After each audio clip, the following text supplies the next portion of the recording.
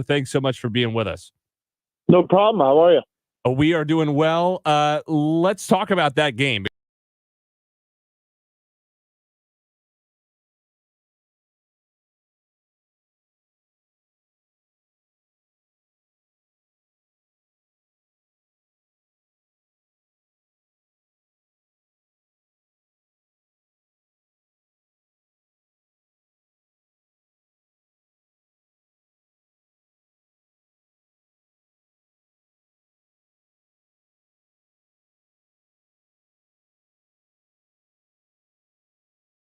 Observe and just remember everything so you can tell your grandkids all about it. Taylor, was it that crazy? Also, you said like only that many thousand, 70-someone thousand could get in the stadium. So there were a lot who couldn't. Were they around as well and joining in the fun as well? Yeah, I mean, initially, Sporting Kansas City wasn't completely sold that they were going to do that. So they put the tickets online. And when they saw the traffic within 2 or 3 hours, they said this game's going to have to be played at Arrowhead. So great move by the Yillig family. Better move from the Hunts to, rent it out and allow that and to make that a celebration of this league and a celebration of the moment. But, yeah, it's unlike anything. I've said this hundreds of times, and I'll say it again to so many people. I took my daughters to Taylor Swift, and there is a different feeling with the Swifties and the culture and the cult and all of that. This is times 1,000, guys, in sports. Messi resonates with when you're black, white, yellow, green, purple. If you're European, Asian, if you're South American, if you're American, he just resonates with everybody. And he is the guy. He is him. And everyone wants a little taste of it, even if it's just seeing him get off the bus. Taylor Twellman is with us on the St. Louis City Soccer Report. If you want to hear more of Taylor's thoughts outside of Apple Broadcasts, you can do it on the Offside with Taylor Twellman podcast. That's on Apple Podcasts. Taylor, let's give you sort of a podcast topic now, because you mentioned the crowd and the atmosphere and how Messi brings people out. Yeah, I love that you're doing that, by the way, having a podcast. That is we can't get it. We only have short times on this show, so I'm glad that you're doing more somewhere else. Yeah. So just to lob this at you, because it's been sort of an ongoing conversation among American fans of especially when you have the bigger stadium like that, how much of the crowd is going to be rooting for Miami or there just to see Messi? How much is Sporting Kansas City then sort of diluting the home crowd environment? How many of their people, what do they feel like if Messi's getting the loudest cheers even compared to the home team?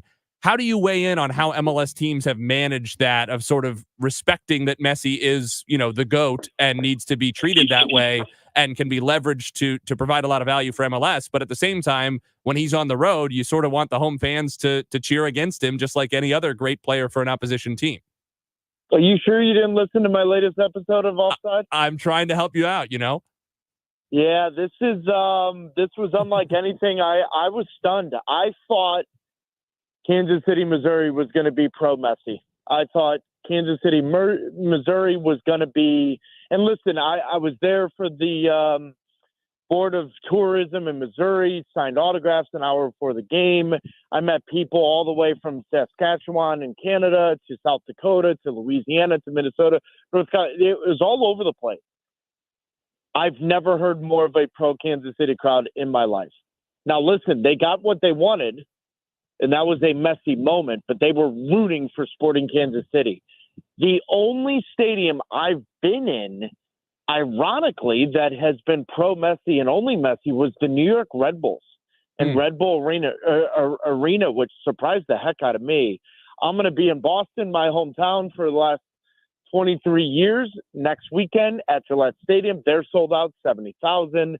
What is that going to look like? What is that going to feel like? I'll be stunned if it's not pro-Boston, but you just don't know when there's such an eclectic group of people traveling from different countries to come to this game. I was stunned, and that's why, that's why I spent some of my podcast this week talking about it. But, guys, you want to talk about the impact of Messi. I did an Instagram reel about this. I saw that. Guys, your dad sent it to me. Yeah, it lasts 91 seconds. In 4 hours, I had 385,000 impressions. Oh, wow. God.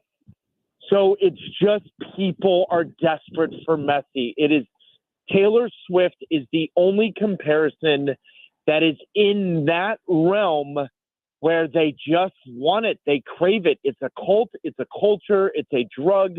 He is their messiah. He is their, whatever buzzword you want to use. That's him. That's what this is.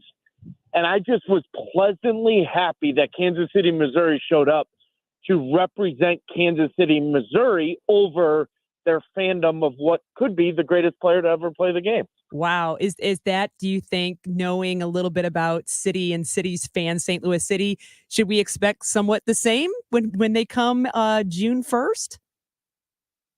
June 1st will be in Miami. Oh, sorry, in Miami, second time. Yeah, so I don't know when Miami will play in St. Louis. I hope St. Louis gets that. That's right. The problem is, in last year, Miami came to St. Louis the week before Messi showed up. My son was so excited for nothing. Yeah, it's going to be interesting. But there was roughly, I want to say, ballpark 3,500 fans at Arrowhead from St. Louis, Missouri. And so I don't know if there is a guarantee that Messi ever plays in St. Louis. I don't know that. And I'm not sure I would bank on that based on how the schedule is going to be done in 2025.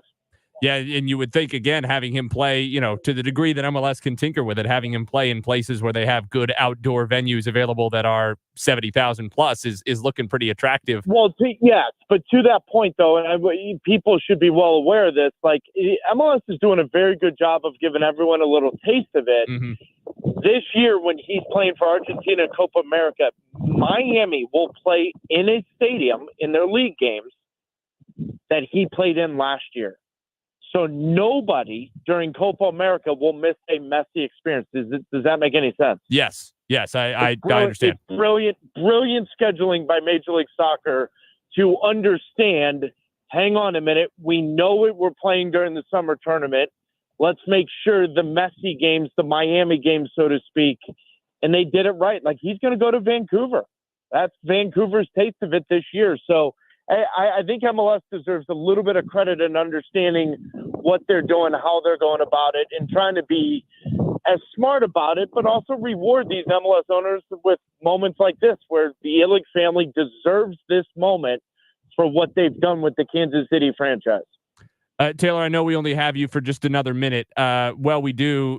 Jen and I were talking in the last segment about the first bit of genuine drama that St. Louis City have had in their year and a half of MLS existence, which is Sam Adeniran, who has been such a big impact striker for them over the last year or so since he was recalled from that loan to San Antonio midseason last year, being left out of the squad over the weekend against Austin. And Bradley Carnell said this week he's training away from the team until further notice, that they want to see more commitment in training, so on and so forth.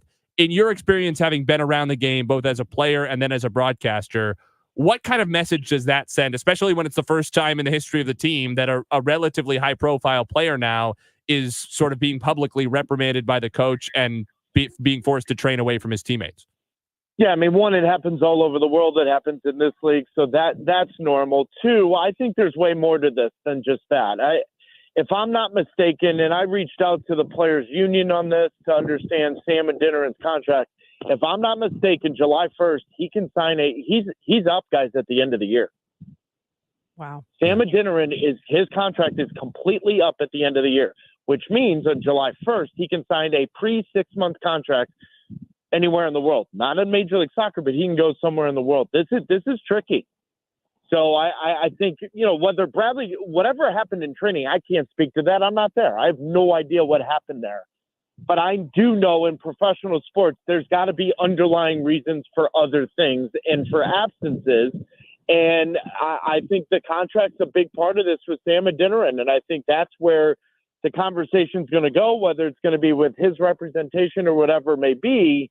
But from my understanding, from what the union and other people have told me, his contract is up at the end of the year, which means, because this is a law around the world, 6 months before that contract's up, you can sign a free contract somewhere else. Yeah, no, it's a good point. Imagine St. Louis City losing Sam Adeniran for nothing. Yeah, supposedly turned down $1 million offer from a Norwegian side back in March, and now this. We'll see what unfolds. Taylor, we appreciate your insight as always. Safe travels everywhere you go. I guess not travels this weekend, but enjoy the continuing messy experience as it unfolds. Yeah, I'm looking forward to it. Before I get to that messy experience, I got Sporting Kansas City hosting St. Louis City this weekend. I can't wait. Oh, you're going to be there. Yay. I'm going to see you there. I'll find you. We are looking forward to hearing you again this weekend. Thanks a lot. Yep. See you guys. That's Taylor Twellman. You can hear him on the City game against KC coming up on the Kansas side of the border this weekend on Apple TV. You can also, of course, listen to his thoughts, including apparently teed him up beautifully on the conversation about the messy dynamic sort of when he's away from home on Offside with Taylor Twellman. That's on Apple Podcasts. Offside with the St. Louisan himself, Taylor Twellman. He'll tell you like it is. That's certainly true. And I think that, that's one of the things that you love about having him on or having him, on doing games or now having a podcast. Here's what I love when Taylor's doing a game, when it's a St. Louis City game and people don't know at the time, like that he's on. They'll be Which like, I don't know how, like, I don't know. Because he has a very distinctive voice and delivery. And the way he talks about the game is a certain way, but sometimes, of course, he will tell it how he thinks it is. It doesn't really matter. He loves St. Louis, but if St. Louis is playing poorly, he will say that. So it's funny. You'll kind of see these are homers for the other team. It's like, it's Taylor. It's Taylor. He loves St. Louis, but he is happy to call it like it is. So this is neither here nor there, and we're going to get on a break in a second. I know a decent amount about broadcasting games. I also have plenty of teams that I root for, I think with a comparable passion to other people. Never a single time. There are broadcasters I don't like very much. There are broadcasters who I don't think, at times who I don't think are well prepared. And this is more like college sports than it would be MLS. There are broadcasters who I think make mistakes that might annoy me. Never a single time have I thought a broadcaster was actually favoring one team or the other, aside from like if you're listening to a team's radio broadcast, and they obviously are, right? Like if you listen to, we're going to talk to Joey Zanaboni in the second hour. To be a homer. He's wearing a City jersey while on the air. There's no doubt who Joey's rooting for. On a national television broadcast, never once have I actually thought that. And I'll just tell you, this is a PSA for anyone who talks to me in the future. If you say to my face that you think a national TV announcer is biased against your team, I'm probably not going to argue with you because there's no point, but I will lose a little bit of respect for you because you're out of touch with reality, right? In that regard, right? Joe Buck goes through the same thing. So I wonder if Joe and Taylor ever talk about what it's like to be a St. Louisan calling national broadcasts of St. Louis games and the lengths to which St. Louisans go to bend over backwards and pretend that somehow St. Louisans are biased against their own city. All right, we got to go do Dale. We got to get done. We do. And we'll talk to him a little bit about Sam Adeniran and the contract situation that Taylor alluded to. All that and more coming up. St. Louis City Soccer Report on KMOX. If you really need a vacation, you should know that AAA Travel is offering Tropical Days. Get up to $200 in value when you book a 5-night hotel stay with round-trip airfare to Hawaii, Mexico, the Caribbean, or the U.S. AAA member benefits include activity vouchers or savings per booking. Just ask your AAA travel advisor about other destinations too and added values. You can visit AAA.com/AAA travel for more details or just pop into the AAA near you. Prescriptions require an online consultation with a healthcare provider who will determine if appropriate. Restrictions apply. See website for details and important safety information. Subscription required. Price varies based on product and subscription plan. Hey guys, did you know there's a generic form of Viagra that works just the same but is 95% cheaper? And you can get it online at hims.com/joy. Through Hims, you'll get a free medical consultation to determine the ED medication that's best for you.